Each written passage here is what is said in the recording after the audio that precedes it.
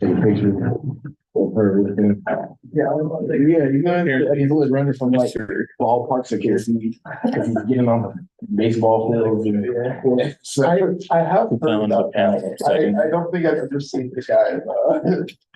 And there was this little 5-year-old, 6-year-old kid who came dressed up as a suit. I was like, that doesn't make sense. Things that make people popular nowadays are just mind blowing. 2 minutes. So it's really mind blowing. Well, I think the problem is it's back then with the main conversation. And again, again, I don't know. So I'm just saying, that would have been. I think the issue was that he never connected. It felt like if it is background information and you did want to provide that framework, you still have to connect the dots somehow. So there was no dot to connect. Yeah, he was like more of a technical. Oh, I didn't even know we had a student government. It's a election count. That's awesome. Somebody's comfortable. Oh, yeah. That was. Have you emailed Brian yet about anything, or just have you let Ashley handle it? Ashley has handled that. Okay. Yeah. Yeah, I'm a little upset that it didn't work out, but what can you do? All right. We're gonna start here in a couple minutes, guys. Just wait on Ashley, and then we're gonna do the call of order 12:05. But thank you for being here. We appreciate y'all being here.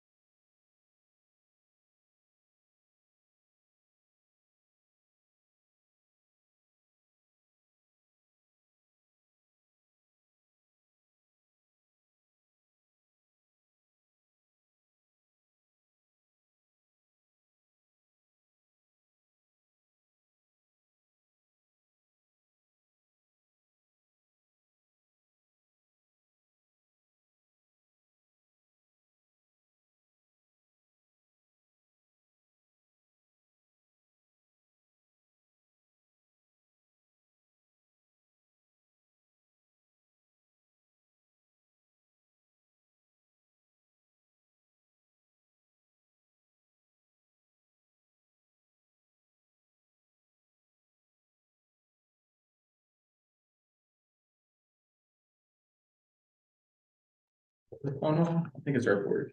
Yeah, thank you for all being here.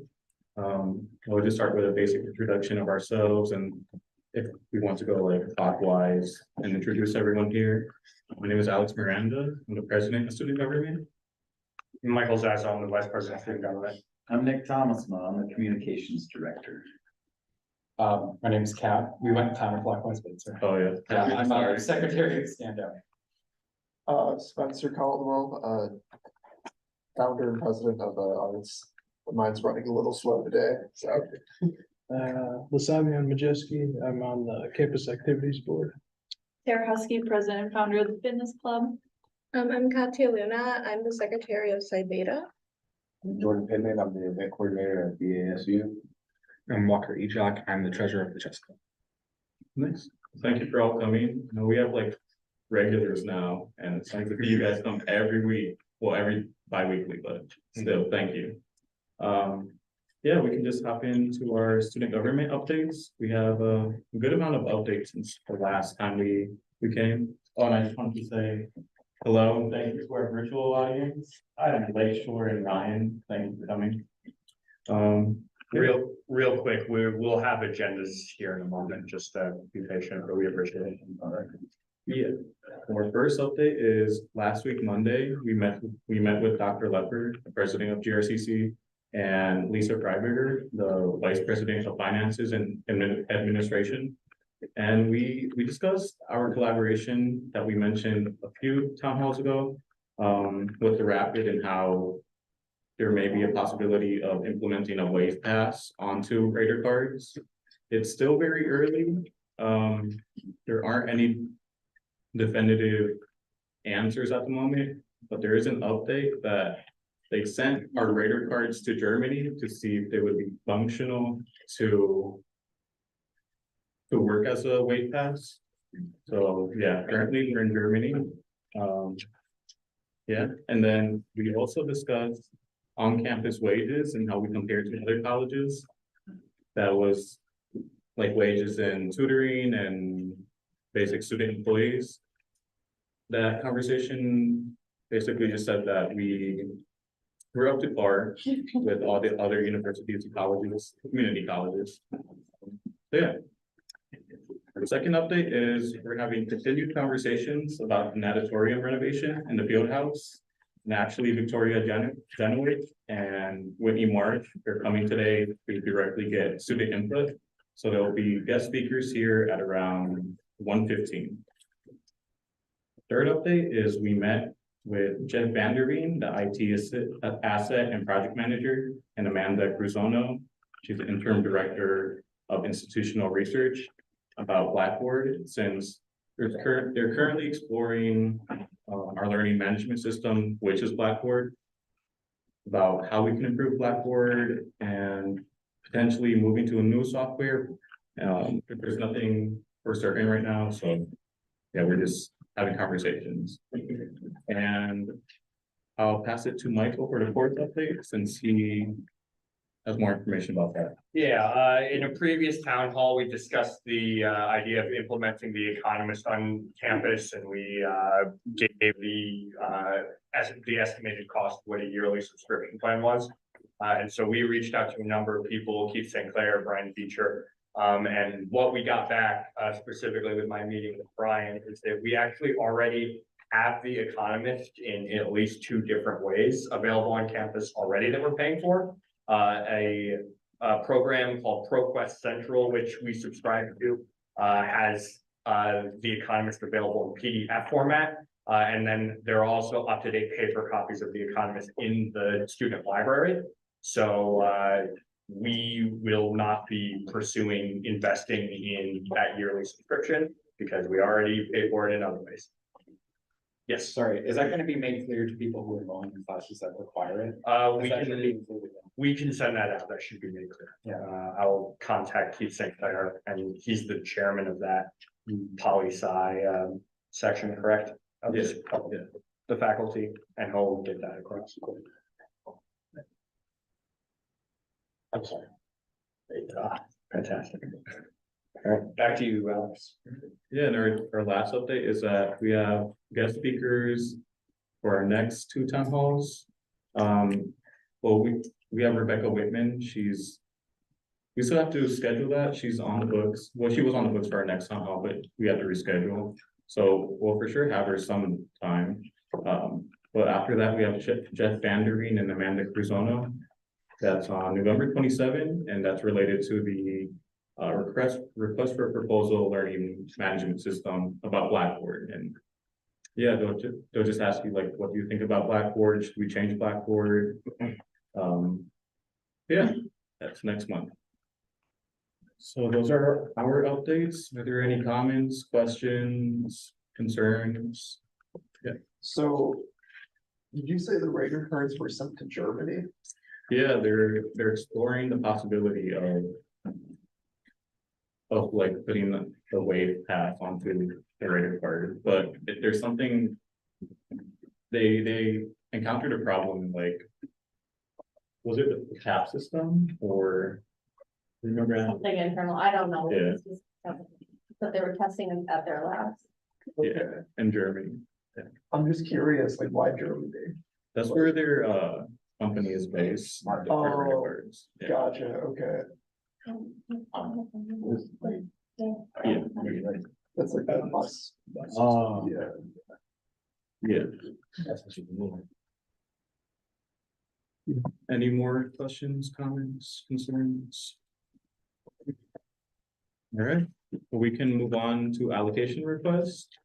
We have two at the moment. One is a public vote, so all of you here can vote on it. All students here can vote on it. Yeah, that's for the GRCC Chess Club.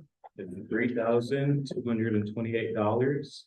And I can just pass it to Walker, sorry. Walker to explain what this allocation is. Yeah, so, this allocation is for the chess club. We were looking at ways that we can become more involved on campus. And we decided we want to do an event, at least one this semester, which we already have planned for November 30th, as well as several next semester. So we need some stuff for that event and the coming events in the following semester. The event's going to be a simul event, which is basically where like a really good chess player plays against multiple different people at the same time. We have a very highly ranked chess player as the president of our club, so people will be able to come to this event and challenge him. But we need some stuff for that. We need two DGT chessboards, which each are $1,299. With these, we're able to broadcast the game on YouTube, so people can watch and spectate the event without it being crowded. They also are useful for logging games, so people can look back at previous games and study them. These will be available at the library for people to use, not just for the chess club. You don't have to be a member to use one, but they'll also be used for the event. They're necessary for the event. This particular kind we need to get because a while back ago, the chess club got a DGT board and they need to be able to link with each other. So we have to get this kind. Otherwise, we're basically wasting money on the previous chessboard. But it's a very nice board that allows us to, it'll stick around for a really long time. It's not gonna, go out of date. That's basically why they're so expensive. We also need some software so that we can analyze our games. That's Fritz and ChessBase. That's $240. And then for this event, a pizza buffet provided by Campus Dining. That's for an expected 20-person turnout. We don't know what the turnout's going to be because we've never done an event before. It could be way more, it could be way less. So that's how much it'll probably be. And then $150, that's for 10 t-shirts. Those are for members. When we do this event, so people will know who a member is, and then they can challenge them for the purpose of this event. But also, if we have additional t-shirts, they'll probably be given out to people who win the tournament or something like that. We'll have additional ones, or for new members if we get any new signups. So I'm happy to answer any questions or concerns about this. What was the name of the chessboard? They're DGT boards. Well, what's the specific one? Because when I looked it up, it seems like I get a lot of different results. Yes, there's a lot of different ones. I don't know the name of the specific brand. Actually, no, I do. Wait, It's on here. DGT is not the name of the brand? No, DGT is a type of board. But it's also, Do you know what it is? yeah. No, I don't. I actually have the link here, right, on this document.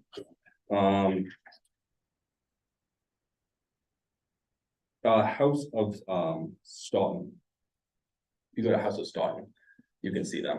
We already have one, like I said, from that exact company, and if we buy boards that aren't from them, they probably won't link up. That's what we're worried about. So we'd be throwing money away if we didn't, because we need at least 3 boards to do a simul, otherwise it's not a simul.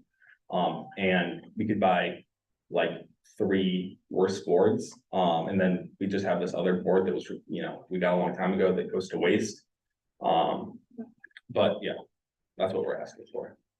And again, if anyone has any questions, happy to answer. Yeah, I'm having a hard time locating the exact chessboard you're referencing. Yeah, they have their own Yeah, website. this is a picture of, FDAUNTON. so you can see, this is the same board that's in the library already. It's connected wirelessly with Bluetooth. And basically it allows a proprietary program, Just based. to communicate and link up with the board. So that you can record the moves and then look back on them and have to write down each individual move.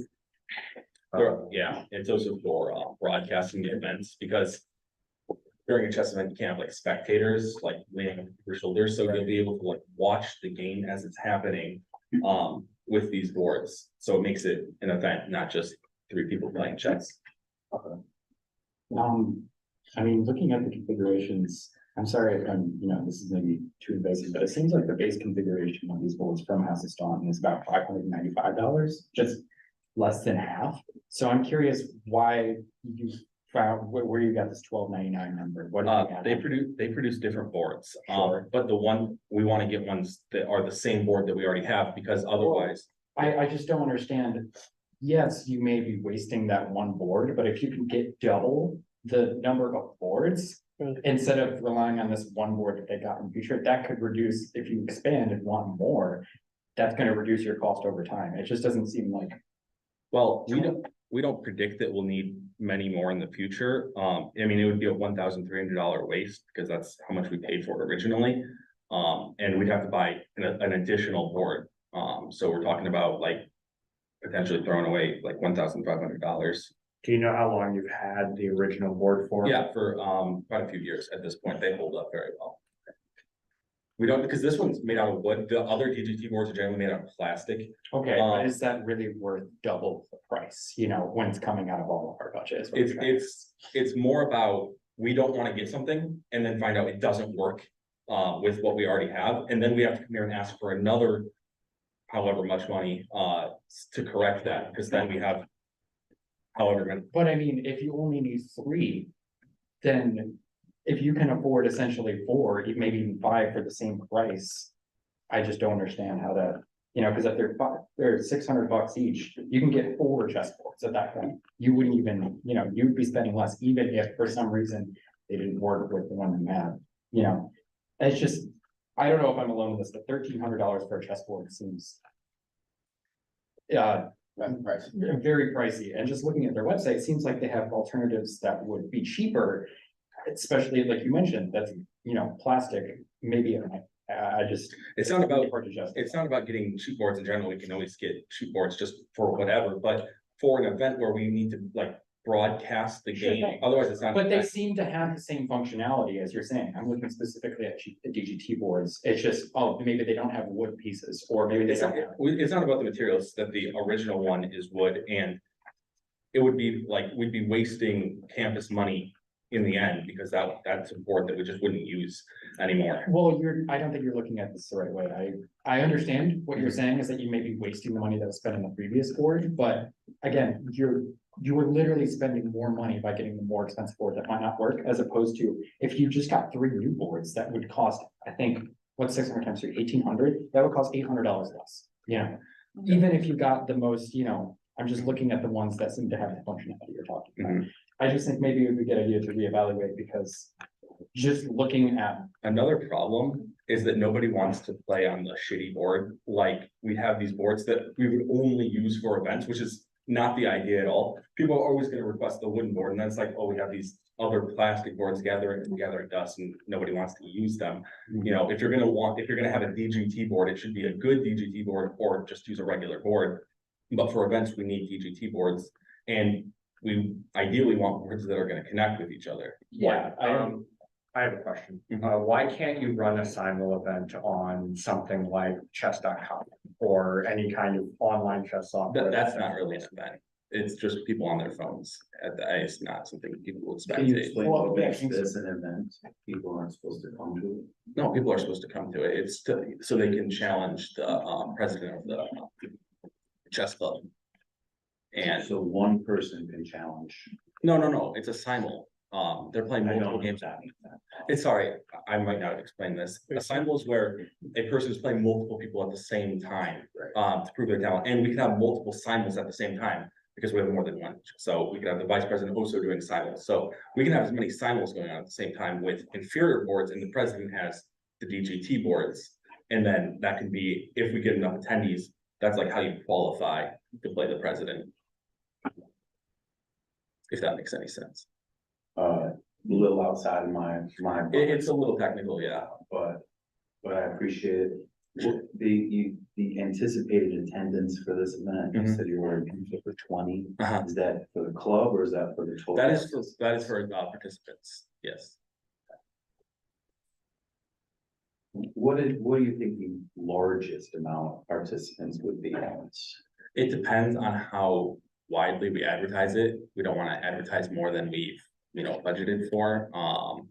I think 20 is probably the most likely number of attendees. Have you guys done fundraising for this? Fundraising? Yes. No. Have you tried like contacting the company to ask if? Oh, yes, different sorry, I boards- forgot to mention this. My bad. All right, this is why Brucker was supposed to be here. We get like a 20% discount on these boards because we have an account with them and because we buy with them. We'll get like 15 to 20% off. So the true number isn't this.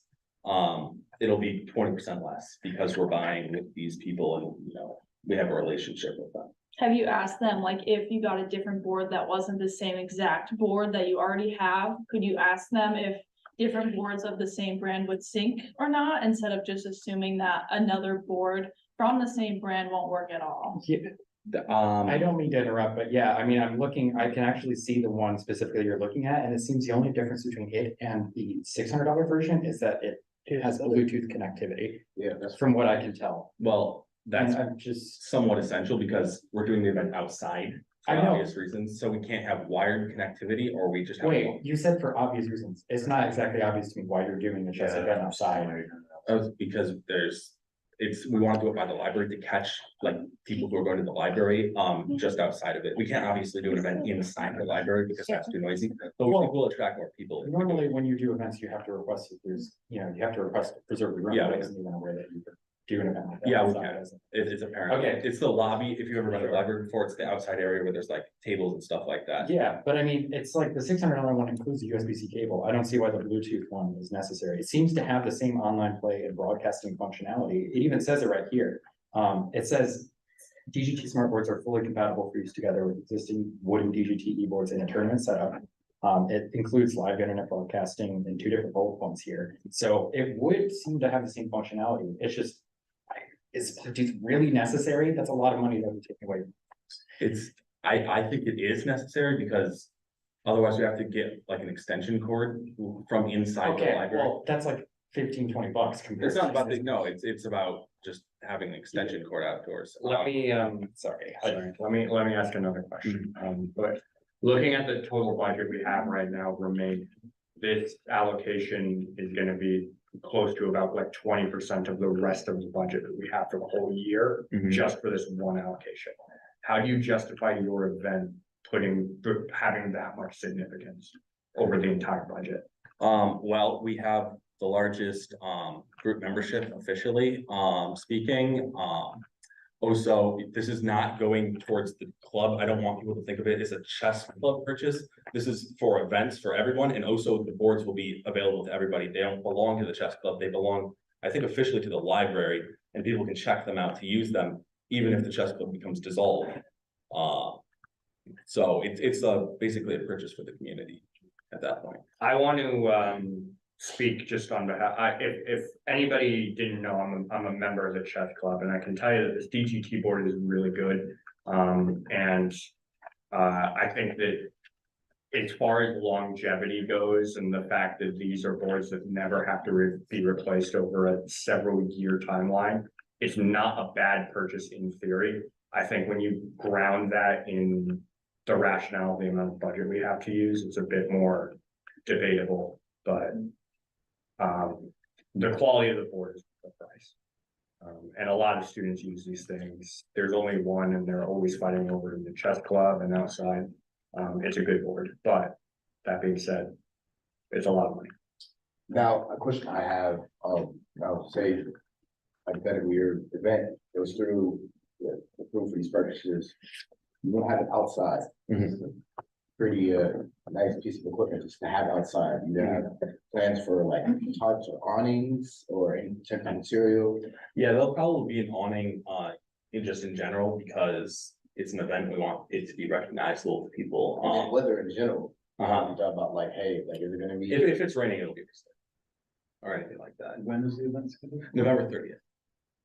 An outdoor event? Yeah, right, that's also another question. That's what I was. That's because we want to do as many events as possible, so we get as much value out of these boards. Do you think people wanna stand outside and play chess Right, when it's? I why mean, not just have it, yeah, why not just have it in here? I feel like, yeah, that's still pretty visible, people coming in and out. We haven't officially, selected the spot, we could do it in here, but It's not we my fault. think that outdoors, so we can, because we wanted to get people from the library, that's most people in chess tend to hang around the library. Is there not another room inside of the library that you can request? There's not like an event room inside the library, and we're worried about noise. I understand that, it's just, I feel like if you want to see more people from the library, you can have the posters set up, you know, if you, for the next month, really, if you hurry and get it set up, and that way it still gets advertised, but it's a more comfortable place, because I feel like for a lot of people, maybe I'm maybe I don't really understand people who play chess because I don't play it, but that's just too cold, man. I'm not gonna be comfortable even if I'm using this board, you know? We don't know for a fact, we need to speak first event, draw in additional people, there'll be all the chess club people there, and I mean, I expect that we'll get 20 people with an event like this, but You guys know, I say like the alignment that you're requesting is a little bit too pricey just for like expectation of 20 people. That's not like. well, it's 20 people for the best event, and then it's also anyone at the library who wants to use it, and people use these things quite a bit. It's been here for years, so. Yeah, It's worth pointing out that we approved a 2,500 out, that this group, not us, but the town hall collectively approved a $2,500 allocation so that 2 people could take a trip to a conference. So there is spring there. I have a question that's not related to chess board. So how long is the renewal for the chess base and itself, right? If there no. if I'm not mistaken, it's a year. Okay. But we have to get that, otherwise we have to pay more for it if we ever want to get it again. There's like a No, I renewal. Yeah, I just wanted to know how much that is. So what is that chess software for again? Sorry, which one? The, Fritz? yeah, Fritz. Yeah, so, let me give you an exact answer here. I think I have it down. Fritz allows us to record and analyze chess games. So the recording part is obvious for like live streaming, Bluetooth, so people can watch these on our YouTube channel. But it also allows people to look, like in chess, before this was around, you had to like on paper annotate your games with like a code system. Right. Which isn't popular anymore. So it can record movements on the board, and people can look back and see why did this opening work or not work, and it just allows the chess team to improve as players. Another thing I forgot to mention is that these boards are certified for tournaments, these specific ones. And so if we get them, we can use them at tournaments, if we ever decide to send people from chess club tournaments. Okay, does ChessBase do the same thing? ChessBase is a little different. It's like a magazine, and it's for like learning chess along with, I think it might have some other things, but it's, yeah, the subscription. Okay, For reference, the chess club has always had access to ChessBase and Fritz. It's part of like the structure of the club. Yeah. That's not really it's not really out of budget, and it's not really a framework for what's normal. The main thing that's kind of absurd and out of order is just the price of the chess boards. It's unfortunate, but these are the boards that chess clubs have. It's not just us. And it's highly unusual for a chess club to only have one PGT board, which is what we're currently operating at. 3 is even considered a little out of the normal. They're expensive, but I mean, this is the equipment that chess clubs use. Can I ask a question? Have you guys like thought about the option of like meeting halfway in that price for fundraising before like? We can try fundraising, but I'm also fundraising with the Foreign Affairs Club, and they've made like less than $100 over the course of I think a few weeks. I don't think that we'd get anywhere near being able to afford even like a cheap board if we tried. It would just be wasted. What about the library? You said that you're basically buying this and then donating it to the library. Do they have other resources like this, and how do they buy those things? So the library can't like buy DGT boards. I don't know exactly what the rules are for library purchases. But they currently are like overseeing our current chessboard, which people can check out, like they check out other things at the library. I don't think they're allowed to leave the library though. I could be mistaken on that because they are so, precious, obviously. So I don't think that the library can buy chessboards like this. I could be wrong. I think it might be worth looking into if Well, they're gonna be storing the chessboard. Our faculty guy is also like the director of the library. He's also our faculty overseer, and if it was possible, he would have done that already because he's so very invested in us getting this. I have a question. Mhm. So the 2598 number is, how many boards will that buy? That is 2 boards, 2 boards? plus the third we already have, so that it can be assigned. So, would you compromise to only getting 1 board maybe? So And then maybe getting another one next year? No, what we could, so the Fritz and the chess base, we absolutely need those. And then the pizza and t-shirts, those are pretty essential for events as well. We can like cut off one of the DGT boards.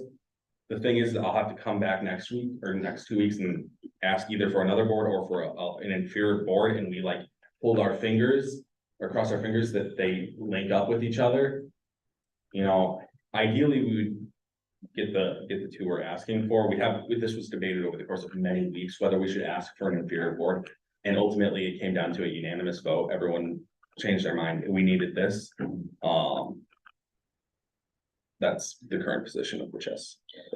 Now, but I just want to be mindful of time. We have another allocation of best budget conversations to get done. We only have another 25 minutes or so to get it done, 35 minutes to get everything else done. We absolutely go, but we need to vote on this eventually. I was just going to say, just a caveat on what they were saying about possibly going for an inferior board and just so that the event could happen. I would hate for it not to happen, but I feel like just the allocation and that price for 2 boards is very hefty. And I'm not saying I'm an avid chess player. I know nothing about it. I admire it, but I think about the other student body, like how many other students outside of the chess club are gung ho about chess, and then actually can tell the difference between the inferior board and like the premium board. I don't disagree about that. It's not that they would be able to tell the difference, it's that connectivity would be able to tell the difference. We're worried about that. And so the connectivity would only need to be just for that event with the guests, or is it? And future events, yeah. So future events, okay. Yeah, we're planning many events over the course of the next semester like this. Okay. Should I be calling on people, or is that, do you want to do that? You guys go, back there. Thanks, okay. Let's get these 2 questions and then let's call it, because we gotta move on. Okay, right, so how long has the chess club been active? And Chess Club is the oldest club it is at the oldest club, GRCC. so for your previous events, were the boards you used not efficient enough that you need new boards? Yeah, well, we've not been able to, we wouldn't be asking for them if we didn't need more. Right. We've not done events in the past, at least not in my memory of the chess club. They are, like I said, used at the library for people who want them, because people come in to play chess. But they also are for the events. So that we can live stream them on YouTube. Okay, right, and on average, how many people come in playing this chess, because if you're spending a certain amount of money on these chess boards, and if you have an event, instead of say only like 4 to 5 people show up. Is You it mean for club meetings or just to play chess for at the your, library? for your event? So if you're shooting for 20 people, but me personally, I've never heard of the chess club, and maybe that's just me. And to touch base on what Jordan said, how are you going to advertise? Yeah, your chess so, club? we're gonna put up posters, Right. and also put it on the, I can't remember what the software is called, on the website. Reader Connect, to advertise the event, and also send it to everyone on there's more than 100 people on the chess club member, mailing list, so we'll send it out to all of them as well, say, come to this event and, you know, we could get 100 people, or more, but we're not expecting that. Not all of those people are active, but if you're asking how many people just play chess in general, I don't have a figure for that because we don't keep a record of it. People just come in, there's chessboards in the library for people to play on. Okay, thank you. You had a question, and then we're gonna move on. So my question is, so basically you said you want the Bluetooth connected chess for the YouTube stream, or I don't know if you can clarify. These ones, can connect via Bluetooth along with. other Okay, is there any other platform that you could probably broadcast instead of like getting that actual chessboard that's pricey? That's, yeah, sorry, Yeah, we have to move on. well, that was the last thing I wanted to say, is that there doesn't appear, looking at it, doing the research, we have any difference. Yeah, is there any other platform where we could stream that? You mean like other than YouTube? Yeah, or just like, getting another board and just streaming it elsewhere. Streaming it. I'm not sure what you mean by streaming it elsewhere. So like you said that you want to stream it on YouTube, Uh-huh. but, is that solely because of that chess board that you want to stream it on YouTube? or- No, we wanna stream it on YouTube because that's where everyone's already subscribed and stuff. That's where it's gonna get the most eyes. Okay. And that just makes the most sense. Okay. But also, it's not just the Bluetooth connectivity. I wanna make that clear. These, you know, if someone drops a plastic board, it breaks, and that actually, people have, I think there's a piece on our current board that has a horse's ear broke off or whatever, and they, you know, it costs money to replace. We want high quality board because anyone can check these out if they break them. You know, it's not gonna be an intentional act, obviously, but we want a board that's gonna be able to hold up, so I don't have to come back and ask for another $800 board because, you know, someone dropped it on the floor. Okay. One more. I have a question. So if you guys buy this chessboard, you gonna need more in the future, or this is a good investment for like a long job? Oh, yeah, these will last forever. I mean, as far as I know, and I mean, nuclear war, they won't survive that, but, they don't like time out or anything like that, even though they are like, I believe Brian said that he's had the current DTE board for like more than 5 years. So it would be a good investment for the future, meaning. yeah, and it's not just for the chess club, this is a community purchase. We do have to come to a vote on this, we're gonna do that now, we're gonna do it in favor and not in favor. Quick disclaimer, I'm an active member of the chess club and I'm part of student government. I feel like there's a conflict of interest with me voting, so I'm going to abstain from voting on this particular role. So with that being said, all in favor of the chessboard, so let's go show of hands right now. And then opposed. The motion will pass. I would just. Can I request a secondary vote with one of the You can boards? put in a second allocation request through Reader Connect, but we're not readjusting budgets in the course of this. meeting. Okay. Yeah, just get back with your team. We'll come back to it in 2 weeks, or if the allocation's under 1,000, we can get it faster, but we can't hold up more time on this. I'm sorry. No worries. Well, thank you all for that conversation. It's good practice, but thank you, Walker, for explaining yourself as well, and It was a lot, yeah. and I appreciate you. I'm sorry that we couldn't get it done. Our next two allocations, there'll be private votes since they're under $1,000, but they're from Nice Rocks. They weren't able to attend this town hall, but I'll do my best to speak for them. Their first allocation is they're requesting $300 for a rock sale for fundraising purposes. And it's all broken down from the prices of the rocks. So, for example, it's $39 for thunder eggs, $39 for Chihuahua geoids, and so on. It's, all of the allocation is for routes, for fundraising to get more engagement in their club. But yeah, any thoughts on that? We're doing this for transparency's sake. to Yeah, see yeah, Where, this is just a, like, local board, because it's under that $1,000. I'm Yeah. actually inclined to deny this allocation request on nothing other than the grounds that, they have not attended a single town hall meeting, and that's part of every student board bylaws that, allocation requests are subject to denial if they don't attend town hall meetings and they don't send representatives. That's at least what I think. I think it's good that they want to fundraise. I support that. But I think that if they want access to this money that everyone wants, and the people who we approve money for are showing up to these meetings and they're not, I think that says something. So I'm in favor of denying it, but that's just me personally. Two other votes. Yeah, there's not really information here about like an event. We just want to buy rocks. And I love the idea of a club buying supplies to kick off a fundraising event. So I'm kind of torn here because I agree that we should be coming to these meetings, but also like they are active, they're doing things. And they want to be fundraising instead of just asking for money. Right. So I'm inclined to approve this request despite the fact that they're not here to answer questions. Alex? yeah, the rock sale under allocation request says it'll be November 8th, and it's open for all students and open for the entire student body. They are, I'm not sure if anyone remembers, but in our past town hall, they wanted to take a trip to U of M. That allocation request was denied.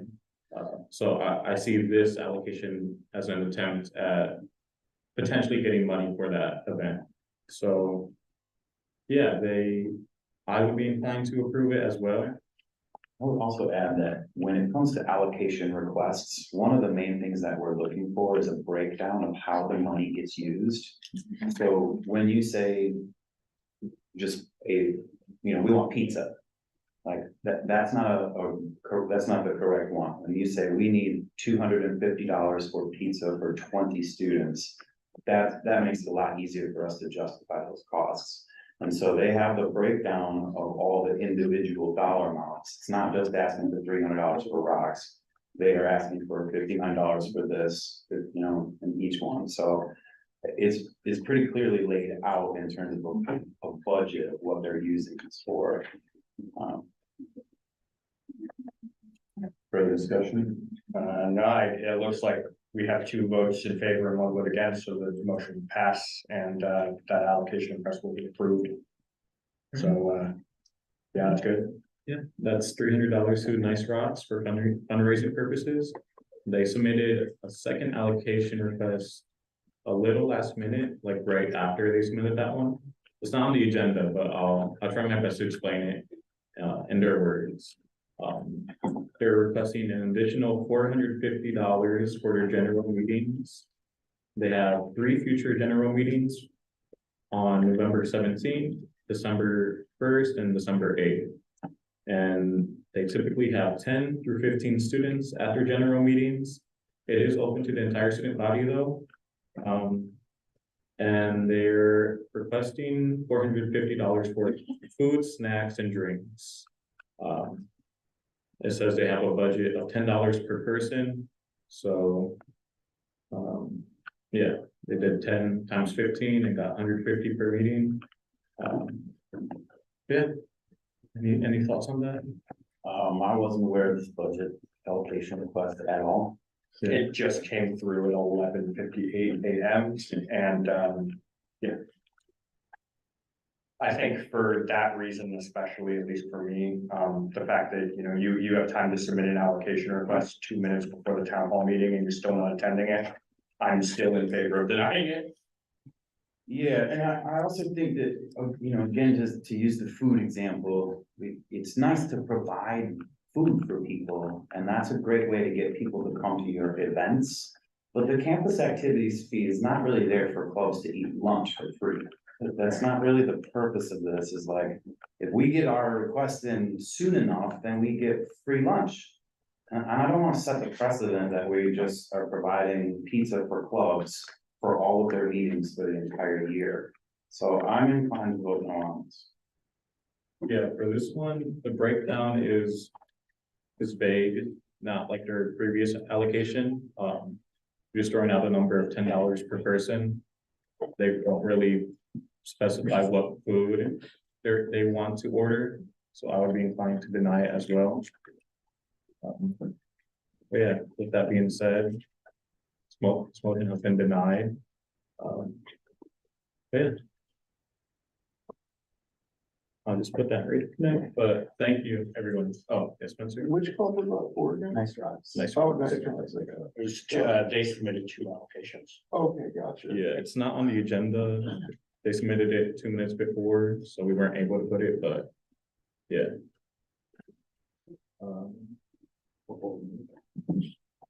Yeah, but with that being said, we can move on to the conversation portion.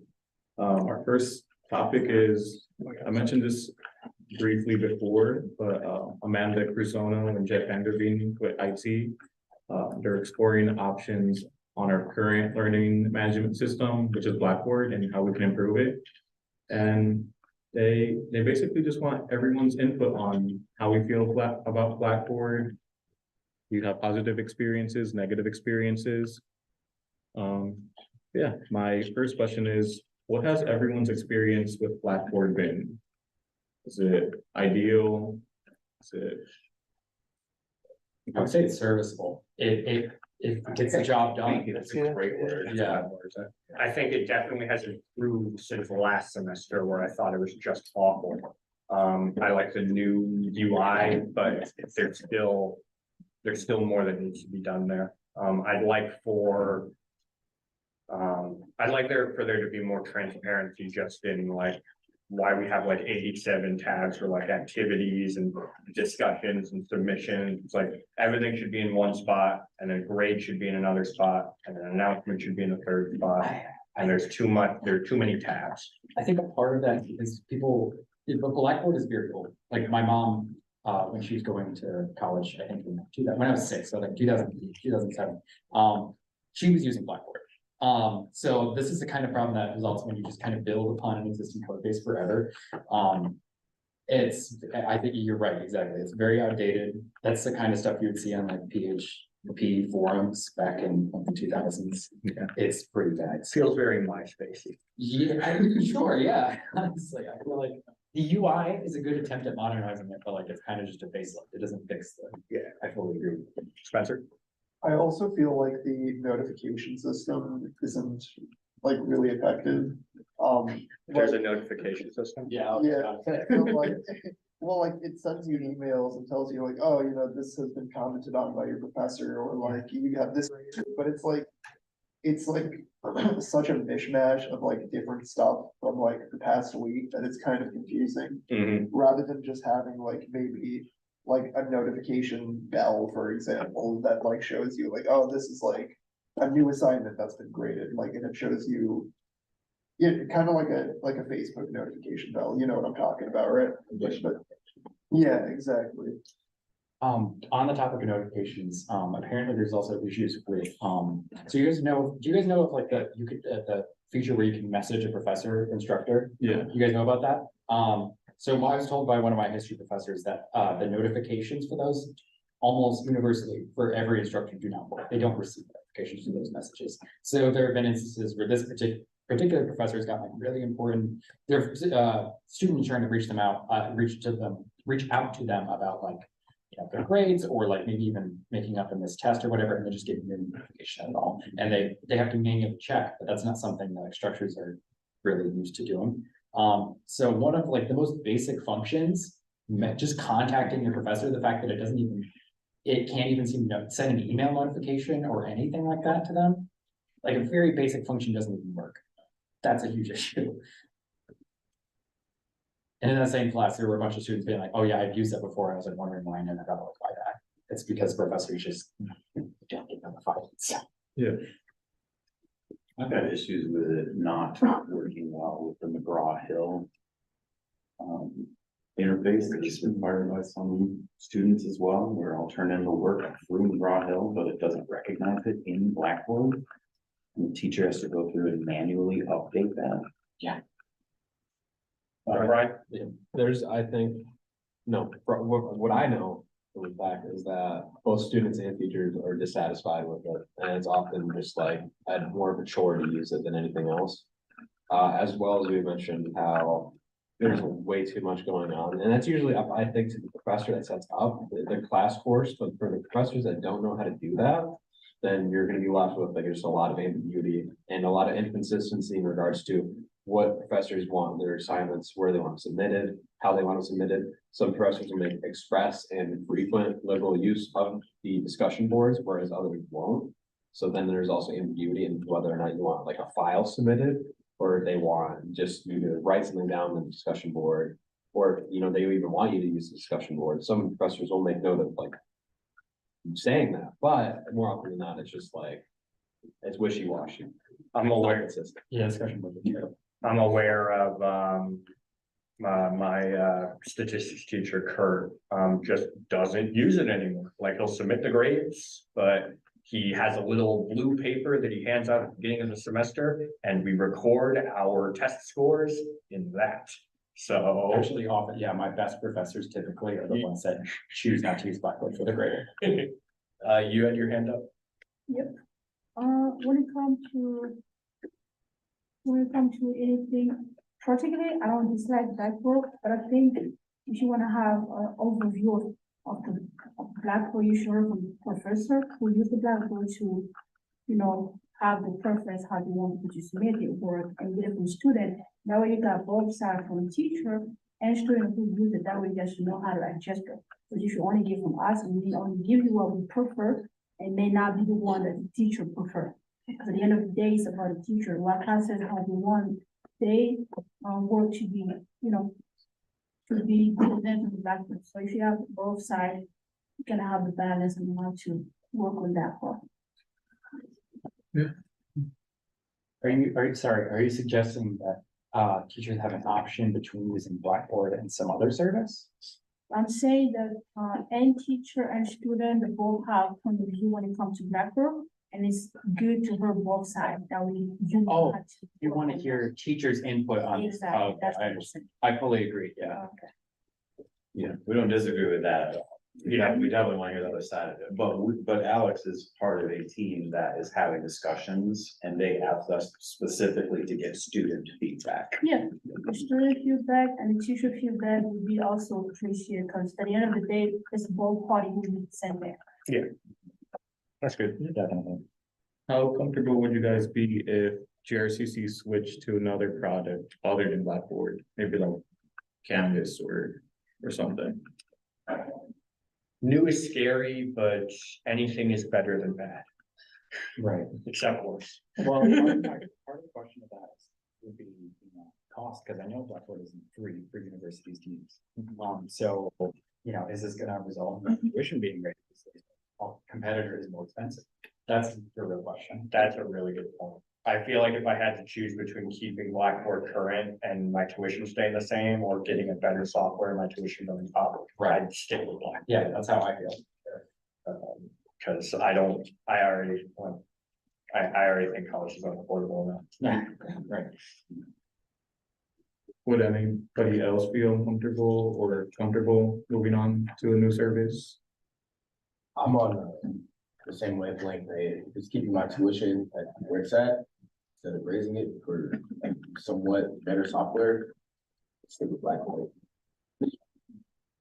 Get through with it. I'll admit, I'm relatively new to the digital learning environment. Does anybody have experience with other learning software?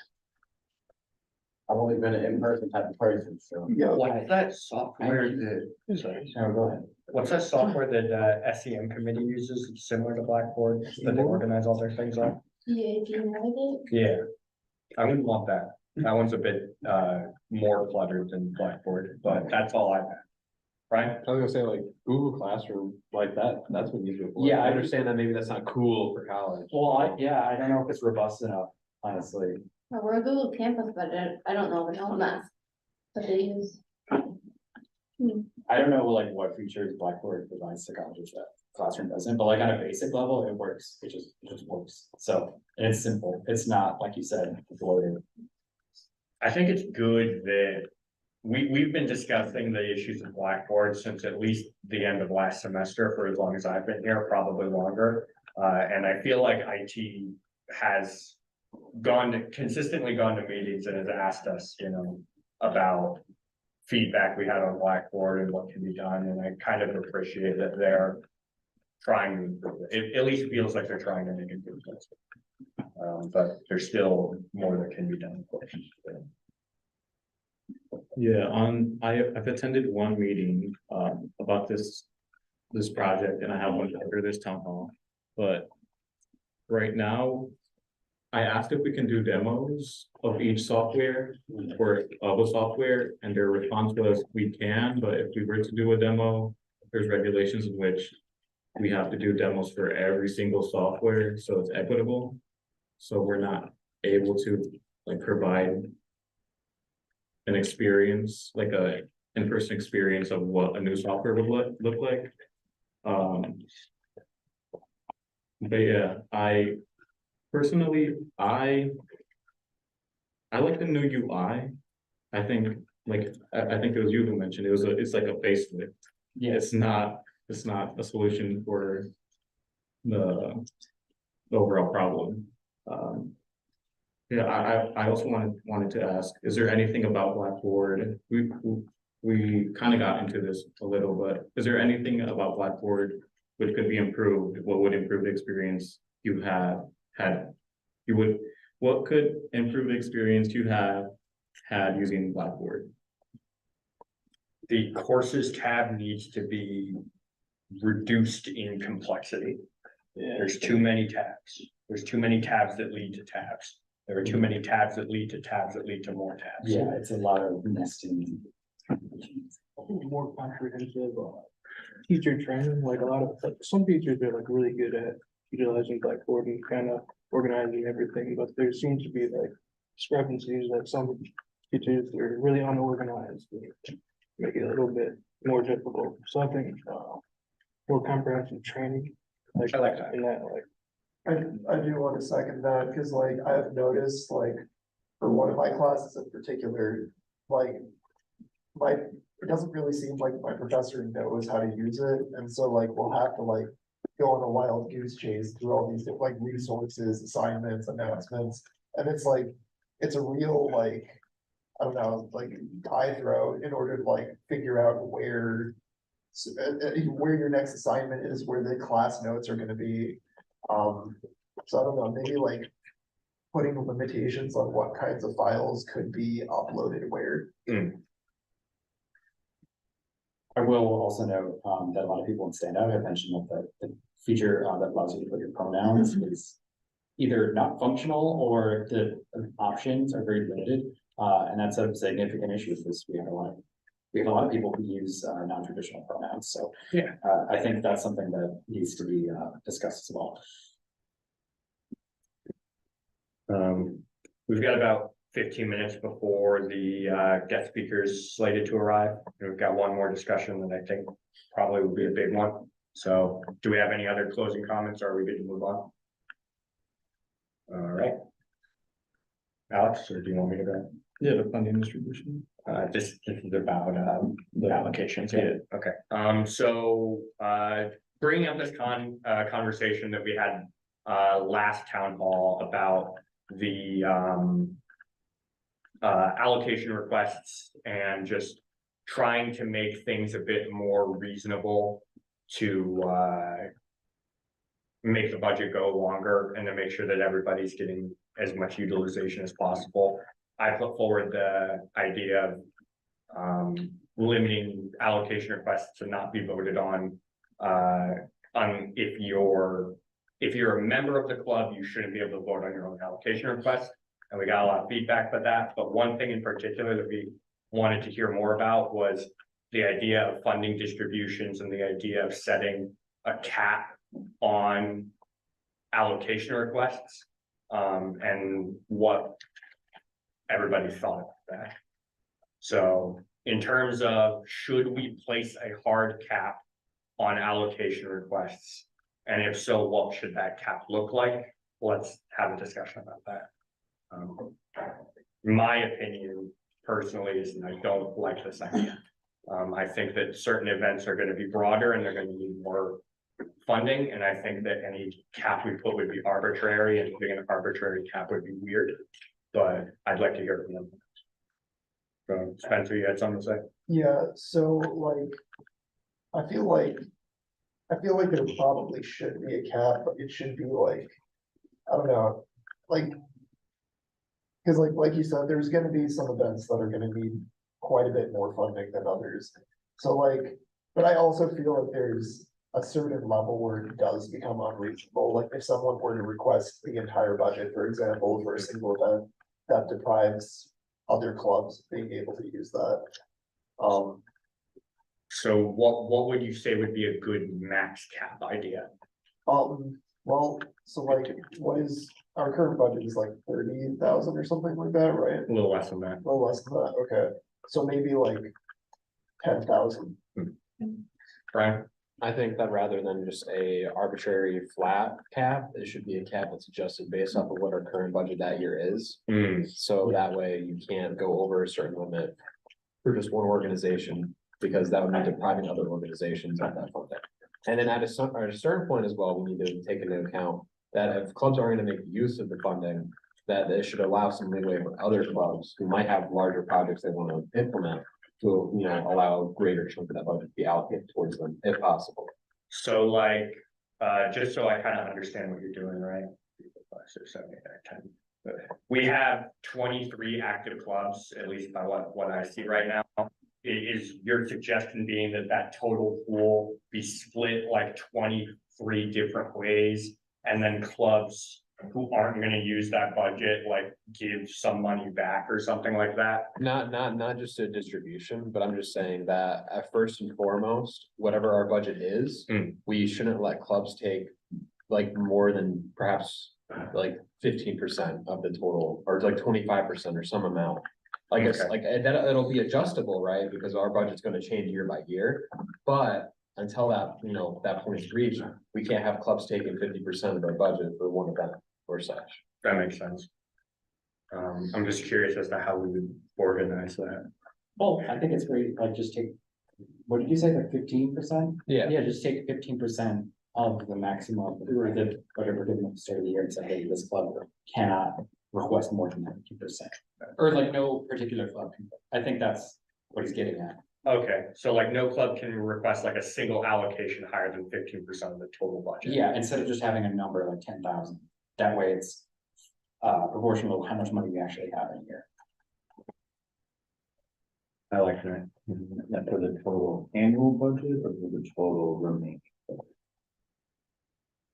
Oh, I see what you're saying. So like as funds get used up, you're saying people should be, I don't know if that's the right idea, because then if we're left with $2,000 at the end of the year, no one will be able to request more than like $200. Yeah. So they That's the annual. Yeah, and that kind of leads into my objection is like, I feel like this might lead to a situation where we end up with funds. I don't know if this has ever happened in the past, but we might end up with funds left over, and that would fall into the next year, but if it's discouraging things from happening on campus. That's my main concern. Right. It's like, how much was the arts club allocation? Like 900 something. Oh, well, then never mind.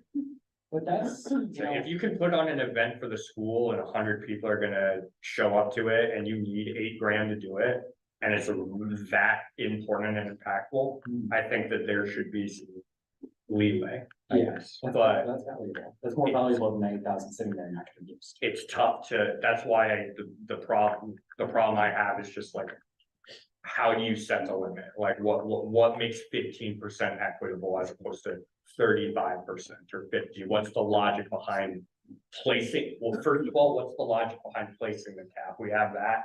Now, what's the cap, which is the hard question? And then what's the logic of placing that cap, which you can use to answer the middle question. To be completely honest, I feel like the voting is the solution to that, because then we can make decisions based individually on, you know, what that money is being spent for. Yeah. Because then you get direct feedback from the students, like if this event is gonna be actually worth the money.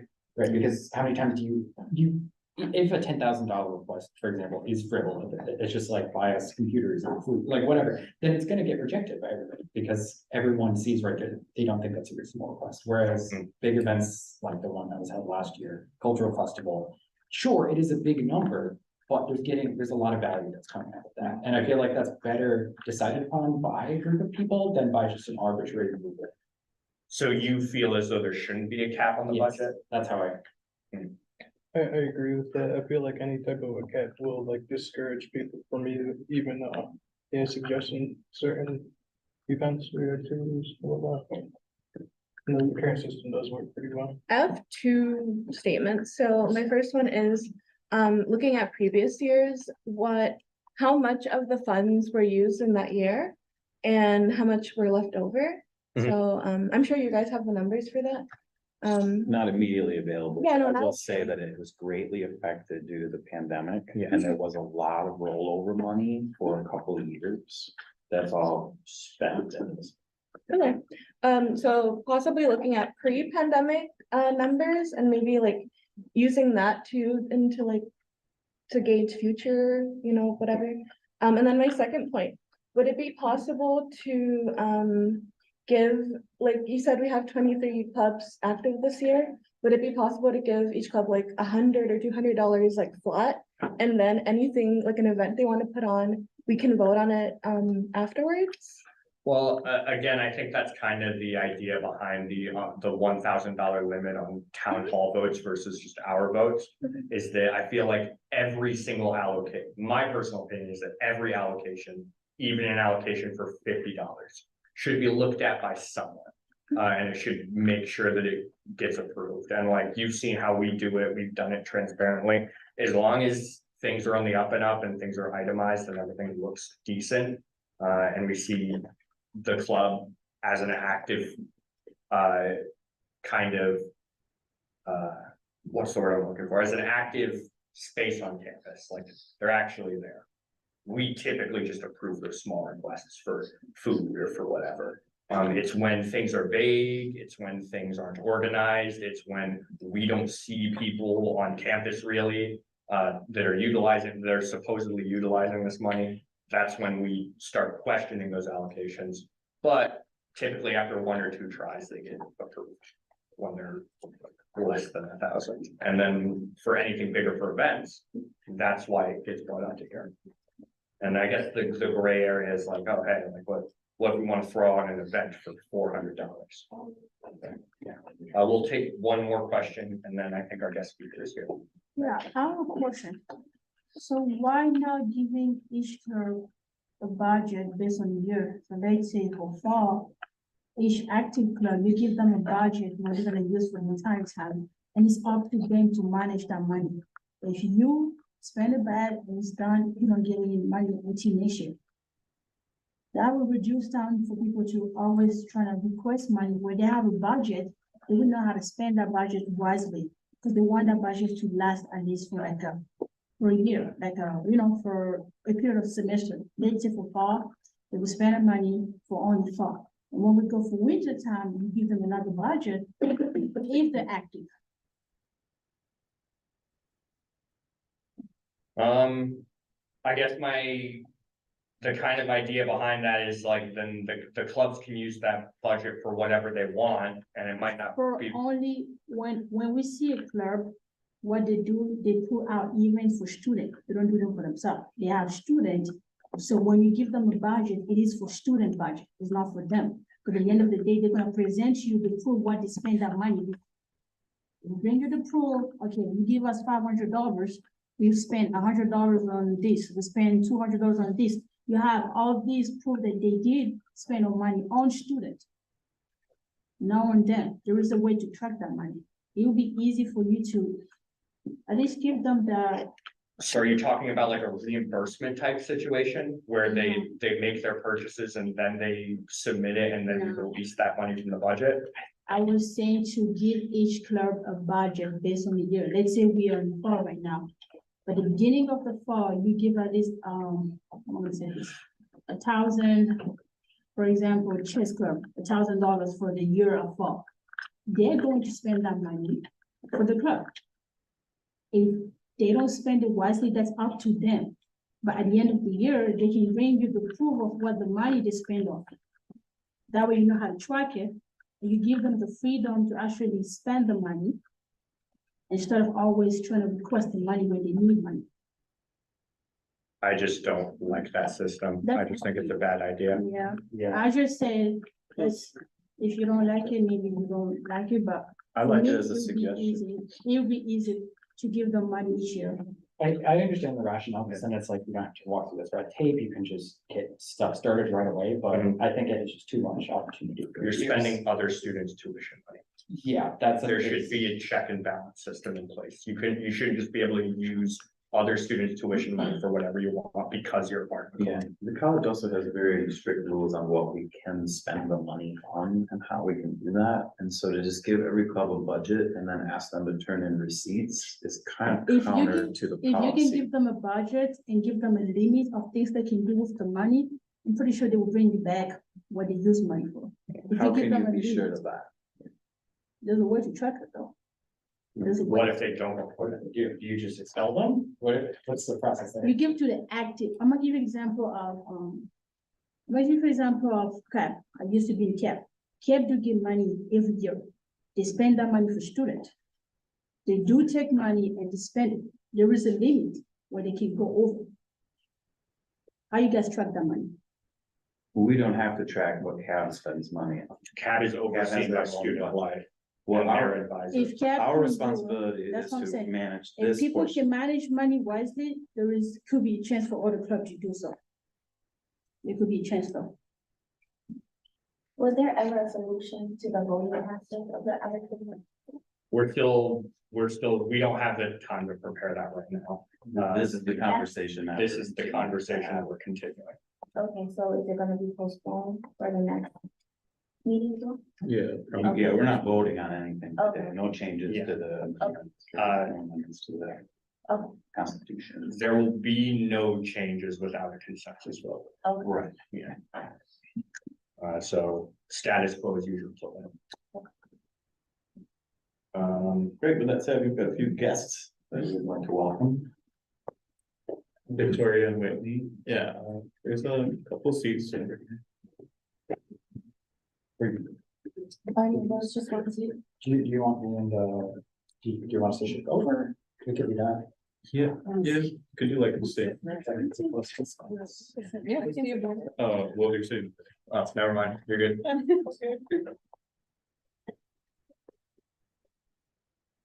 I think someone, you can watch it always have that. I think Nick has. You have the online but I don't know how to communicate with them. chat. How do I do that? Yeah. Show me the chat feature. Hello. Well, hello, Hi, how's it Victoria and going? Whitney. It's nice to, thank you for coming and, yeah, can just get right into it, and could you please introduce yourself to everyone before we start? My name is Whitney Marsh. I'm the director of the Ford Field House, and I'm also serving as the interim Title IX coordinator right now. And my name's Vicky Genoviac. I am in the Finance and Admin Division. So thanks for having us today. Alex, you want me to just run with it? Yeah, All right. take over. All right, well, good. Thank you for having us today. Can we ask the same thing a minute to just go around the room and put names, and maybe is this your first semester or your 50th semester or wherever you fall in? So that'd be helpful for us a minute. Yeah, my name is Evody, and this is my second year and a half. That's a good Dutch name. I know that one. Okay. Tara Husky, second year. Lasavian Majeski is my second year. Spencer Caldwell, this is my second semester. Cat Malone was my second year. I'm Nick Thomas, I'm the Communications Director. Michael Zazzo, vice president, second semester. Alex Miranda, president and third semester. Ashley Coon, Hi, it's me, Ashley, I'm not student. Walker Ejock, third semester. Gordon Pittman, event coordinator for BSU first semester. Sarah Mohammed, president of the Black African Student Union, this is my second year. I'm Katia Muna, and it's my second year. Thank you. And do we have folks online? Not anymore. Okay, all right, very good. Well, good, thank you for having us. So, do they know why we're here? Yeah. Have a little idea? All right. Yeah. I'll start, Whitney can jump in at this point. So, I have been with the institution a very long time. But we have for the last several years, been dealing with challenges at the pool, the natatorium building. And the institution has made the decision that that is at end of life. That happens with pools sometime. You may know that already or have been around. And so we started as part of our master planning process back during 2020. We ended up right at the time COVID hit kind of thing. Talking with the campus at large and student groups about what would that mean? What types of spaces would we need? What are we missing on campus? And so those were all kind of pre-COVID conversations. But we are now at the point where we have made the decision to close the pool, and the pool will officially close in December. And so we're working right now on the initial part of the design process. Alex is representing on our steering committee. Ashley's on the steering committee. Whitney and I are both on the steering committee. We've got our architect and construction manager and the facilities folks are there, but we're in the process of gathering stakeholder input that goes into informing the design. So if you've got some, we're gonna ask you a series of questions and we just want a bunch of feedback kind of thing. So we'll just get started on that. My first question, especially for those of you that have been around for maybe 2 years now, to what extent do you currently utilize the field house at all? In what kinds of activities? For what? And if not, why not? Is kind of where my questions are going. So how many of you are using the field house at all right now? So for what purpose? You're doing the note yes. taking, right? Yep. So I'll go to the first floor to use, because I work out, so I go there. The first floor, okay, I can go to the fourth floor too if I want the heavy weight. So those are the two places that I go. Okay. When I go to the fourth house. Excellent, thank you. I as well use the first exercise room to initially start a workout, but then I usually move into the free weight room to finish off a workout. The issue I have though is that due to the separation, a lot of people don't know if the free weight rooms exist, as well as the free weight rooms are not very well ventilated. They're usually very hot. It's usually like a really rubbery smell. Yeah. Which really impacts the workout. So for everyone's purpose, the free rate, the current free weight room, clearly that's difficult for me to say 3 times fast, is within the renovation footprint. So that really is in the natatorium part. It's more than just the pool. So I probably misspoke a little bit because it's that whole side of the building actually that's in the footprint. So hold that thought then about the free weight rooms, because they'll be impacted by this. I go to the Ford Field House every day, 4 days a week here on campus. I go in the morning to the fitness center and then half the week I go also upstairs and use the free weight rooms. I use the free weight rooms every now and then, and also like, I've used the track like a couple times, and I think it's just like inconvenient, yeah, walking like back and forth, like if you have like multiple, like things going on and stuff, just to like the disconnect, and yes, the ventilation's a little, yeah, so it does get a little hot in there. I don't really use the Ford Field House. I just don't really have time for it in my schedule. The main way in which I use it is I use the skywalk to get to the science building, Fulton Science Center, but I honestly, the main reason for that is I just wasn't aware that it was open to all students. I kind of just assumed it was for people working physiology or, you know, anything like that, or maybe there's some PE programs, I'm not sure. I just didn't know any of the, I didn't know it was available. Well, now you do. Yeah, now you do know you have fitness Yeah, right. options. Yeah, You there get- was- Your Raider card will get you in. I use the field house for large campus events like the transfer fair and the cultural festival, as well as sporting events like basketball games. That's about it. Every time I've tried to use the field house, my Raider card hasn't been able to get me into the weight room, so I just have to keep trying. We'll get that figured out. Yeah. Okay. Yeah, I don't use a field house just because, not sure, I know, I recently learned that it's available for everyone. I think maybe 2 months ago or during the summer, I learned, so just my ignorance. I go to class twice a week, and sometimes use the track. Yeah, I have class at Ford Fieldhouse, that's some of the reason I'm there. I stopped going there, due to the fact that the weight room felt like I was lifting in a racquetball. You are. Did you know that they used to be racquetball courts? So you're exactly right. So- That is exactly what they used to be. And, you know, it's just, I don't feel comfortable with like paying tuition and paying for an outside gym membership. I would like to use it, but you know, it's just, whoo. Cost over it, the air quality, you know, it would feel way more comfortable if everything was just like a larger space, or all the weights were in like a turf field, and like you have different sections of different like workout parts that you can work out. Mainly because I feel like, you know, when you're working out, it's kind of like a group thing, and even if it's not like you're doing your solo dolo type of deal, you could see somebody else's workout from like maybe like 15 feet that way, like, oh, that's a good workout. Like, let me try, you know, just kind of like socialize a little. And it feels very confined. Good. That's good. That's social. I would like to second that. I don't use the Porter House, but every time I'm in there, like it's just the air quality is just very hot, and it's like it's stuffy, and it's just not welcoming. But yeah, I just feel like I don't know. It's just it's not very welcoming at all. I've been to it before. I used it in the summer, in between my summer classes, but other than that, I haven't really used it. Well, I'm pleased that so many of you have used it then and know the challenges within the building. So that's, you know, those are all the kinds of things that have gone into the institution's decision. So the quality of the weight rooms, clearly, we know we've got HVAC issues there. I'm also thankful at the moment that someone didn't say, keep the pool, but so thank you for that. But you know now then, because you're users, that that's a big space. It's a pretty big footprint, and it's a great opportunity for us as the institution. Sorry. I just had one quick comment about that keep the pool thing that I think was kind of humorous. In conjunction with this, student government is trying to get a rec room implementation on campus for like just activities, just a hangout space.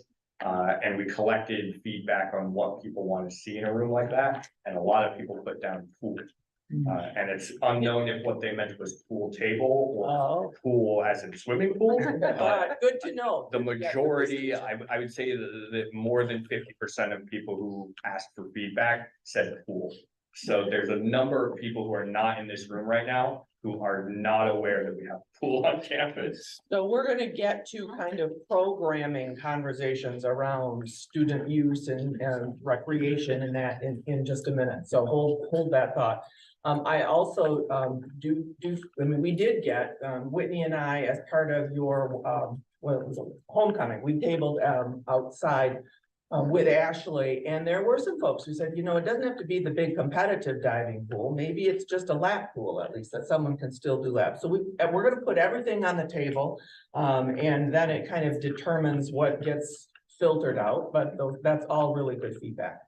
So I'd like to ask you then a moment, from a perspective of student life, student activities, large student programming kinds of things, what challenges have you, if you're representing a club or org, what challenges for activities, events, about space have you encountered in trying to do programming for students on campus? Do you mean as in like type of like personal workouts? Like, what do you? No, more about activities and events that you might sponsor, like recreation day or any of those. Where are there?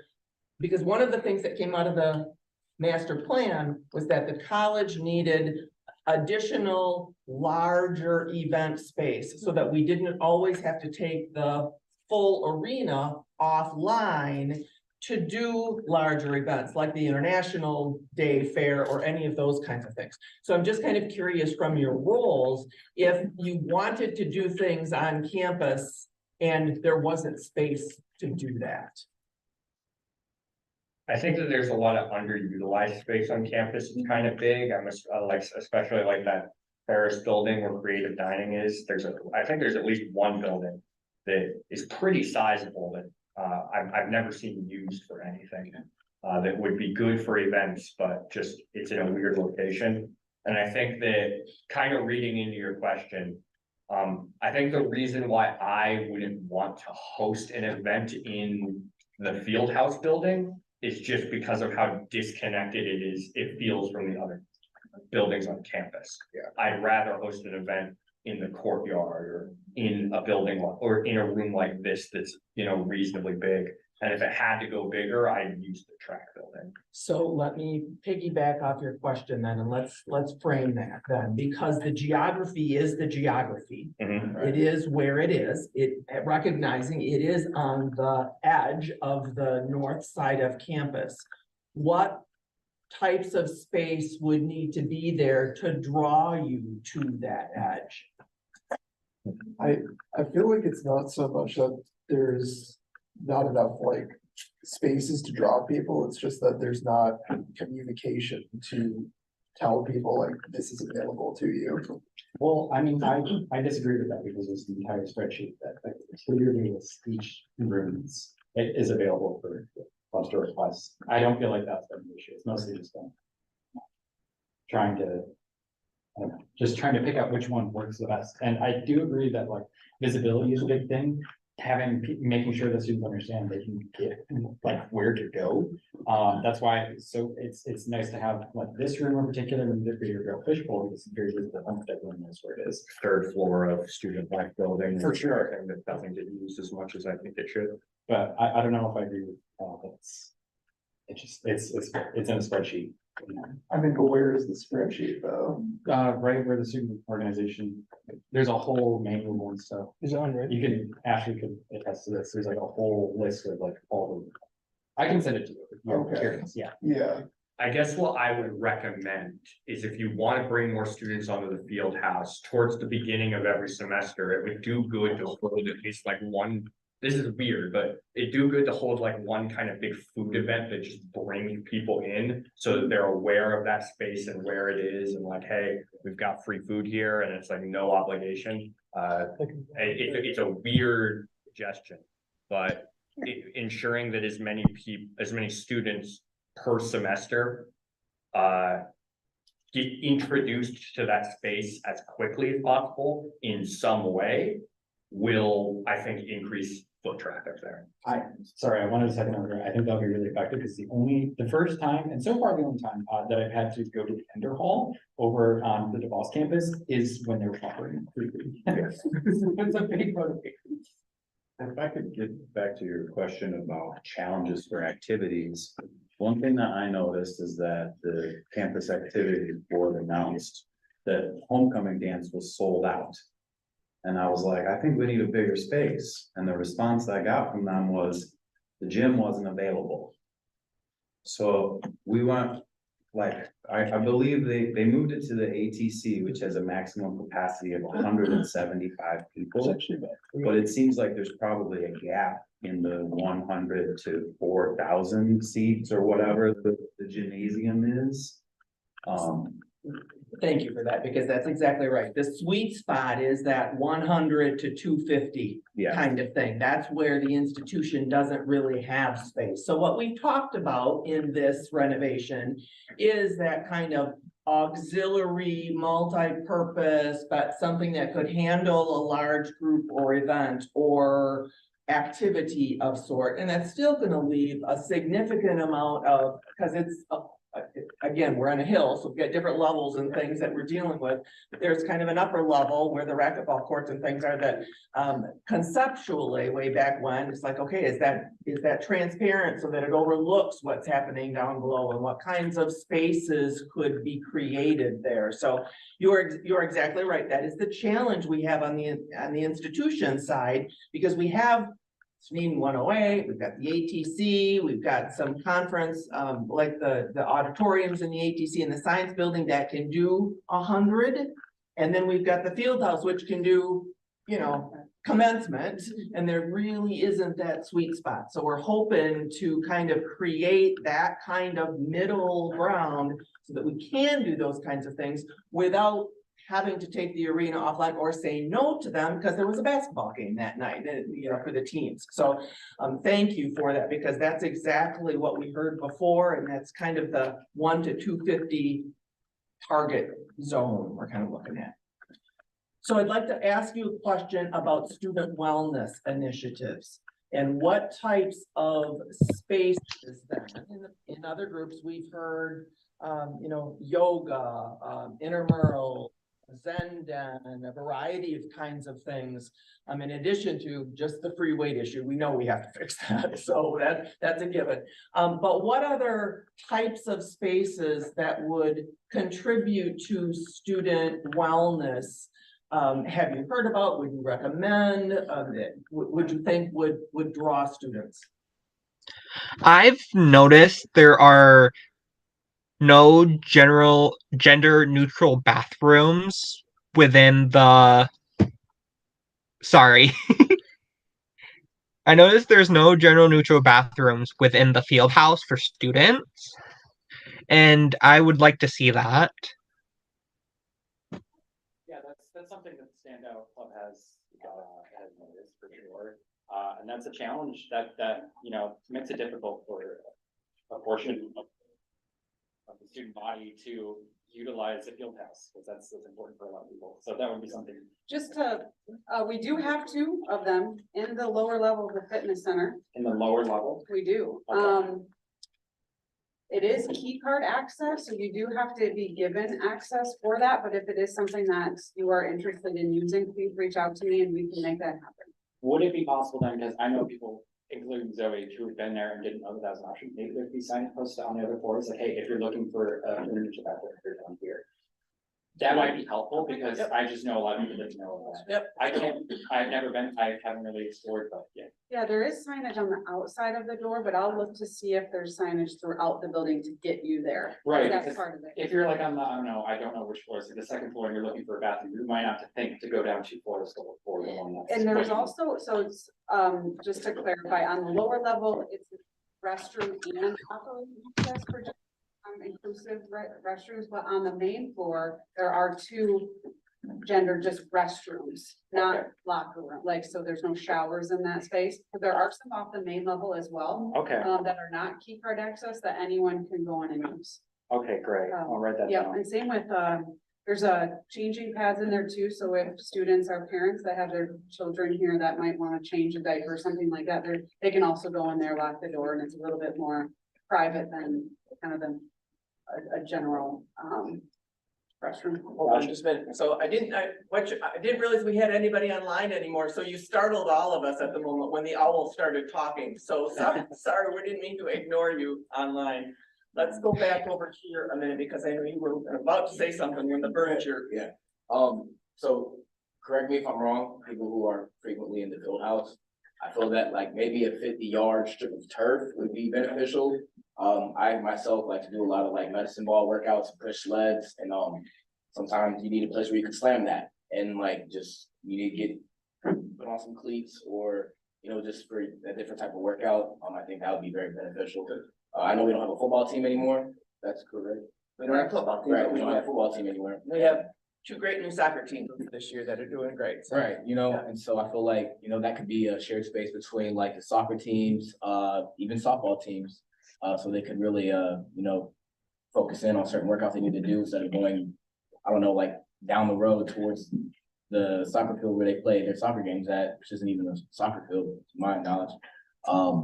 That Turfs come up a lot. Yep, that's a Turfs, recurring theme. Sleds, medicine balls, or some type of wall that's like not indestructible, but like this gym that I used to go to called Max Effort, they would have like this still-ish wall by the turf. So if you wanted to slam the medicine balls on the wall, you could do that, and it wouldn't like damage the wall. You know, just a just some things to Good. add to that. Good.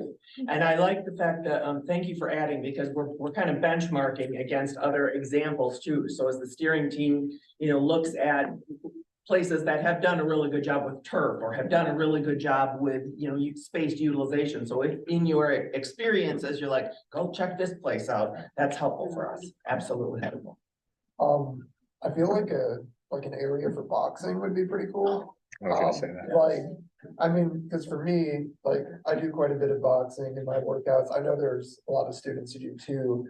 And you're gonna look like a psycho if you start punching in the free weight room, so like. Good. I was gonna, I was gonna suggest the same thing, like in an area where I could get like a speed bag or a punching bag would be super helpful, and like, I don't know if this is even possible, but like even like a sparring ring would be really cool. Really amazing. I think that there's a huge kind of underground push for boxing, and I think part of the interesting thing is there's not a lot of good spaces in just downtown to do it. Like there's only 1 or 2 boxing gyms that are within like a 20-mile radius of my house, and so I would like to have something a bit more readily located. I have to say, in my 3 years in student life, that consistently is the intramural that students want, boxing. Okay. Boxing and soccer. Yeah. I know a lot of brothers. Good. Talk to me a little bit about this concept of kind of just mental health, Zen den, relaxation, contemplating quiet space at all. Is there enough of that on campus? Is that a need to just have a, well, Ashley, I think in one of our steering committees, she referred to it as that third type of space. We've got classroom space, we've got activities, student service spaces, but where's that other space if you're on campus that you just need to be? I guess my pushback on that concept is that there's a ton of spaces like that on campus. I feel like there's tons of study hall spaces in the upper floors of RJF, like 3 and 2. There are tons of, if you walk down those hallways, there are tons of little rooms that don't have classes going on. They're just small rooms where 1 and 2 people go in there, they close the door and they just are on their computer, and that's what they do for like an hour. And it's like there are tons of spaces that are enclosed and semi-private, and there are tons of open communal spaces that are quiet on campus. And this is part of like the reason why we were thinking about a rec room separate from what you're talking about, is that there's a ton of spaces to do studying. There are a ton of classroom spaces. I don't see any spaces where people can be loud and active. So let's talk about that a minute, because some of the feedback that we had when we did the tabling event was a space that's always available for that kind of purpose, for drop-ins. Let's just talk a little bit, brainstorm about this kind of recreation space that would be available to students at any point. What's in there? What makes it up? I feel like, pool tables, maybe, foosball or something like more interactive that students can engage in, like competition and, yeah, be a little louder, and maybe speakers or a TV. Okay. Air hockey, karaoke, a little basketball hoops. Okay. Yeah. I wouldn't say game systems, but game systems every now and then, no games. I think it's easy. Yeah. Just for a little Chromecast or something, so somebody can hit up music, Right. I like that idea for like a rec room, but I think in terms of like what we're trying to get for the field house, I would like it to be more actively situated. Yeah. Is that what you're asking, or are you asking about a different location? No, I'm talking about the natatorium building. But Yeah. there's so much space that there could be a Yeah. separate room that, it's. not Oh, limited to okay, one, there's yeah. a lot of room. There's a lot of, Okay, this is a big space. I should visit the dang space then. shouldn't Yeah. I? Well, and maybe we'll do that when we have, because one of the other, again, we're on the very front end of this. The architects haven't started to draw anything yet. They're just gathering. We did a survey, we surveyed student clubs, we surveyed students that are using this space, so exercise science and the police academy students. We've surveyed all the athletes in terms of what do student athletes need in the space with more than 200 responses to the survey. So it's all input at this point. The architects will then start to say, okay, here are the themes we're hearing. We're hearing a rec room, we're hearing turf, we're hearing what we know we're gonna fix the free weight situation.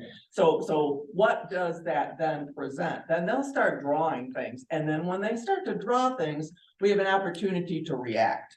So it get feedback. So it's very possible that we'll end up doing what we would refer to as a design charrette, where we get in a room with the various different plans and really say, okay, I really like this idea. Nah, this one doesn't look so much. And oh, we've got this space over here we could do this with. So I would expect that as we get a little further down in the process, we're gonna be able to have that kind of engagement with this group to just really react to some of what they bring forward for us.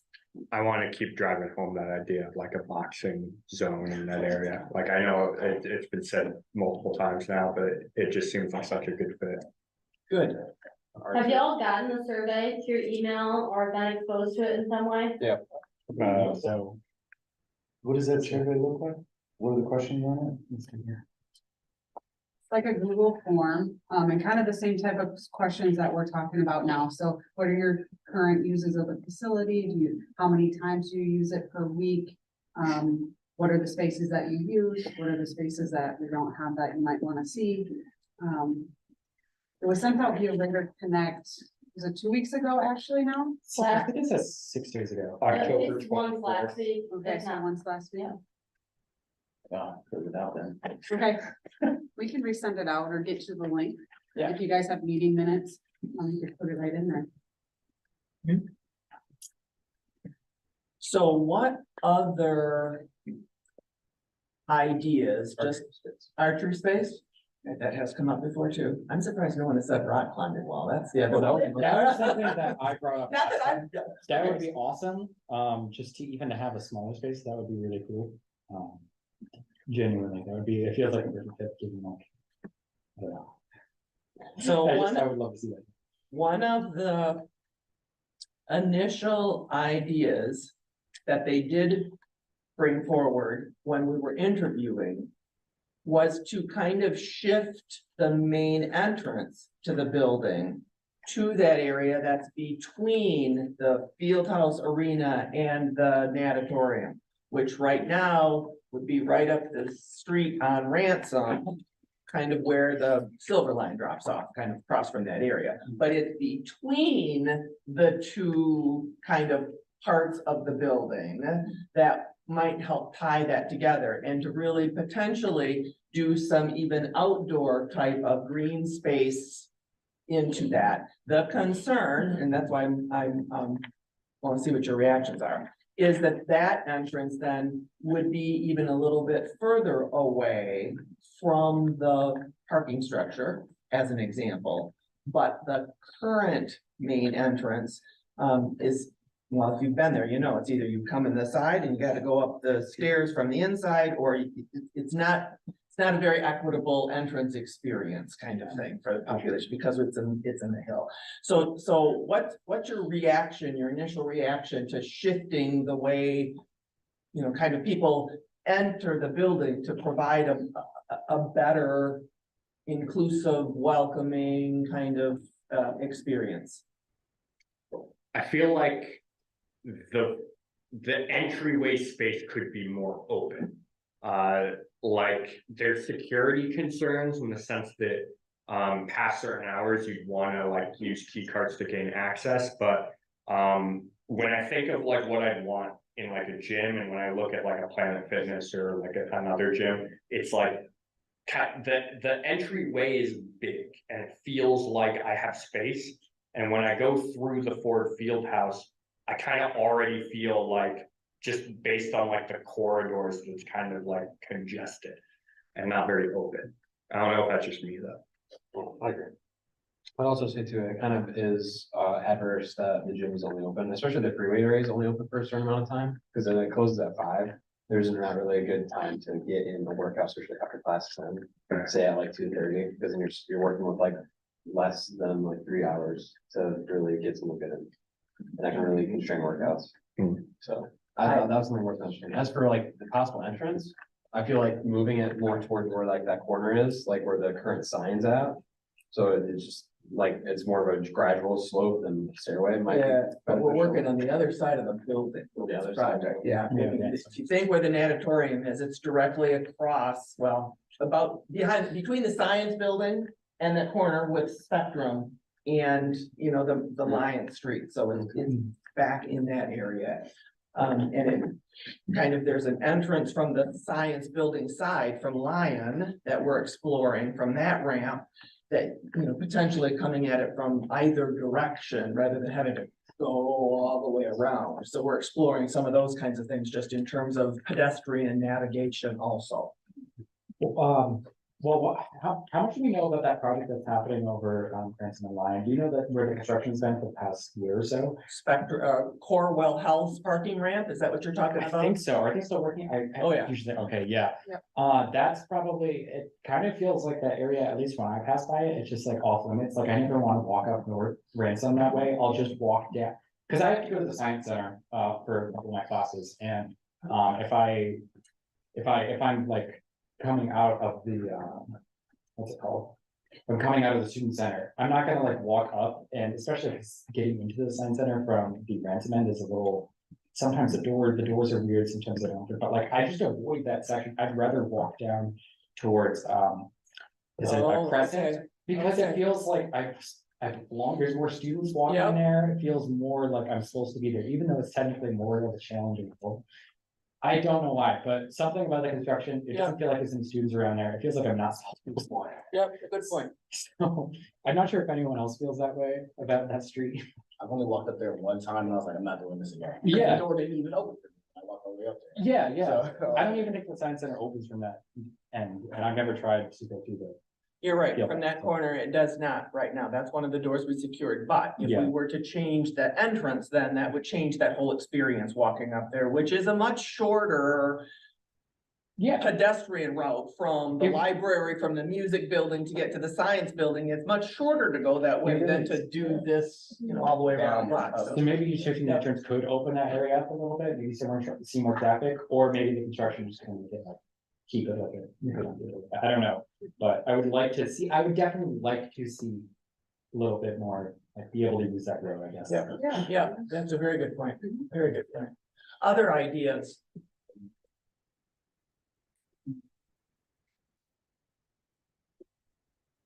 If where the current free weight rooms are, because I know that whole side of the building is getting redone, so. Are we going to keep that, like, whatever happens with that space, is the free weight's gonna stay there? Or are we possibly looking at moving them to the new space? Or what are you kind of planning to do with the current free weight room spaces after they're renovated?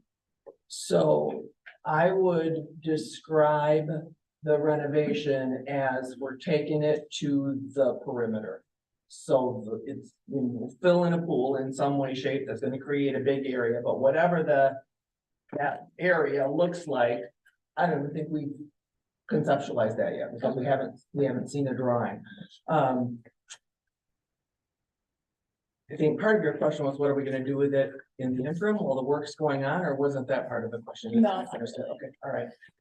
So I think, I mean, we know institutionally that fixing a free weight area needs to be a big part of this. Our athletes use it, all of you identified it, so that's gonna be a fairly high priority in terms of where, how, what, how much kind of thing. But I can't even right now tell you what that might look like because we haven't started drawing anything yet.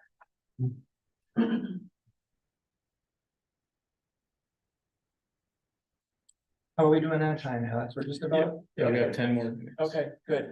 So here's what I would just, as you're, again, experiencing things on campus, if you have an afterthought or, oh, I wish I would have said that, you can get to Alex, you can get to Ashley, because they're both participating on a steering committee. And let's keep kind of the feedback and conversation going then. Well, if we have an opportunity to do the, perhaps design charrette, to get some feedback, us being able to bring it to this group is really, is really the most important feedback we can provide the architects. What we have committed to institutionally, and I want to say this to this group, actually, I should let Whitney say this to this group because it's her building. But what we know this renovation won't be is something we built that would compete with student use. So we're not creating event space to rent it out to third-party groups. We're not going to be kind of creating a public, although we make the health club available to the members of the public, that's not its first priority purpose. So this project's first priority purpose is to make the right type of space for student and community use. So thank you for that feedback. And if you have other ideas, just make sure that you bring them forward because this is the time to do that. It's a $12 million project. That sounds like a lot of money. But we always have a wish list that's about like this, and then we have to come back to say, okay, you gotta size it in and work through that. But it's been long overdue, so we're excited. The schedule, just so you know, again, we're gonna go heavy and hard on the design process. We will actually close that whole natatorium side down beginning winter term, which is why I was like, well, where are we gonna go to do the free weights in the interim? Because we're gonna evacuate the building. We'll start construction by fall of 24, with it being done and ready to occupy by fall of 25, the new space. So that's kind of what the time frame looks like for this project. So yeah, hopefully, I don't know if it's right to say, I hope you're all still here in fall of 25, because that means that you're looking at third and fourth years, but you can always come back. Yeah, we also have a great alumni rate, and for those students that graduate, you get a first 3 months free, right after you graduate, or just congratulations. So, yeah, it would be great to have you guys back as alums. So I really want the feedback around this kind of recreation, because that came out again in previous, just space that's always available for students for recreation purposes. I think is just a theme that's been coming out time and time again. So I'm sure that you'll see that. Yeah. Everybody good? Yeah. Thank you. Thank you very much for giving us time on the agenda and for your feedback. Again, get to Alex, get to Ashley, and then we'll look, hopefully, it probably would be January, February-ish before we would do a design charrette to see things come back, but that's the fun part. Yeah. Cool. Thank you for being our guest speakers. Thank you very much.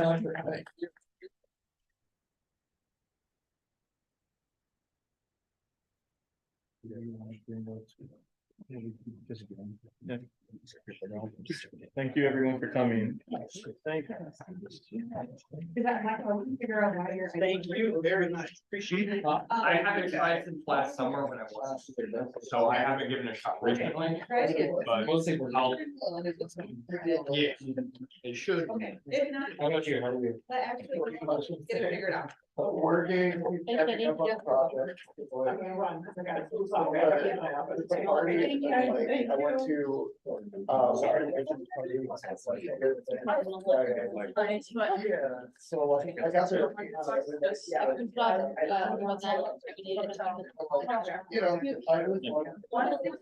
So yeah, it was, because of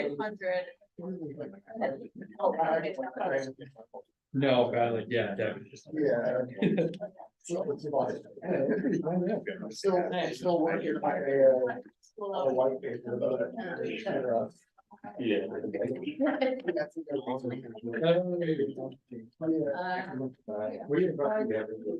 have